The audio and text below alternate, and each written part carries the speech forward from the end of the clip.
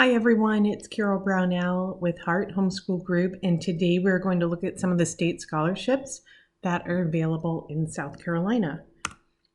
So South Carolina offers several different things to help you with college, and the way to access these is the FAFSA application. And in your senior year, starting in October, the FAFSA will open. That's FAFSA. And that is the federal application for student aid, but this is what South Carolina uses to determine what type of grant you will get from the state. They also will have you fill this out before any of the financial aid people will want to talk to you. That will be their first question. Have you done FAFSA? So go ahead and get that done. They're going to ask you about your taxes, the number of students who are in your home, the number of people going to college, things like that. It's not incredibly long, but you may have to dig for some information. So that will tell you how much money you're eligible for the South Carolina NeedBased Grant. And if you're thinking you won't qualify for any money, go ahead and fill that out. It helps you access the other scholarships that are here. And if you need a student loan, it will qualify you for student loans that have much lower interest rates. So you want to go ahead and fill that out. And then after you look at the South Carolina NeedBased Grant, there are 4 other scholarships you could qualify for, but you will only get one at a time. So there's lottery tuition, South Carolina Hope, Life, and Palmetto. And we're going to look at each one of those. But again, you're only going to get one of those 4. So before you start, you need to realize they will check to make sure you're a citizen or permanent resident and a South Carolina resident. And they're looking at the time of graduation. You cannot have felony convictions, drug or alcohol convictions, defaults on federal loans, things like that. And you want to be aware that these that I've listed out for you are for South Carolina colleges. So if you go to college out of state, this would not apply to you. You also need to make sure that you have a proper transcript. And if your transcript is not done according to South Carolina regulations, they're going to kick it back. They're auditing every single scholarship recipient. So make sure if you are doing your transcript or the third option group is doing it, that it has all the proper items for South Carolina. For Heart, we go to meet with the state each year and make sure anything they're looking for is on our transcript. And a lot of the third option groups do that. But they're very picky about certain things being on your homeschool transcript. So like we said, the NeedBased Grant is pulled from your FAFSA application. They will tell you what you qualify for. And this is for any 2 or 4 year school and can be up to $2,500. You must be a degree seeking student. So you have to have a declared degree.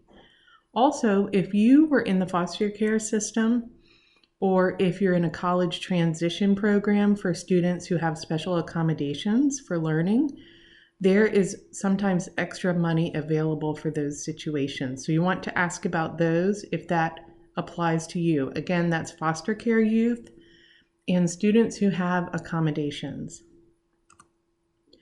But after you complete FAFSA, if you are not meeting the life scholarship guidelines, you may qualify for lottery tuition or HOPE. So most of the students in South Carolina have a 3.0 and can get the life scholarship.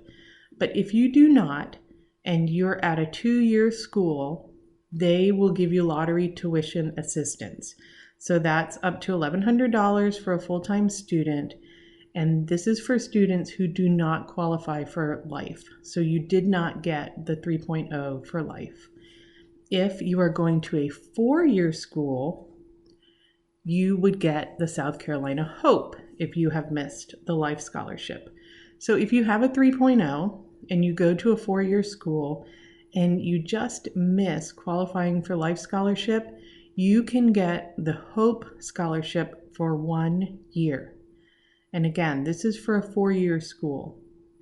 It's $2,800, and they are hoping that after the first year, they can get you into the Life Scholarship. And that would be 30 credit hours finished and a 3.0 at the end of your first year of college. So to qualify for Life, you need a 3.0 if you're going to a 2-year institution. And like we said, you'll get lottery tuition assistance if you do not meet that 3.0. If you are going to a 4-year school, there are some more requirements. So it's a 3.0 GPA, 1100 SAT or 24 ACT score, or rank in the top 30%.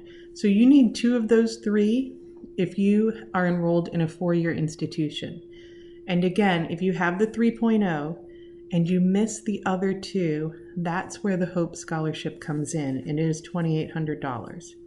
But if you can get 2 of those 3 requirements for a 4-year school, you will get the Life Scholarship. Life Scholarship will last 2 years if you stay at a 2-year school, or 4 years for a 4-year school. And you do get 8 semesters. It does not usually apply during the summer.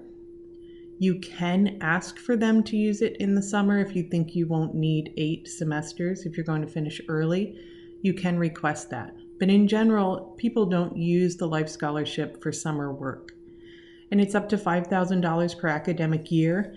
Realize that all of these costs and grants and numbers can change whenever a budget is done. So that could go up. Some years it may go down a little bit, but it's usually $5,000 for the academic year.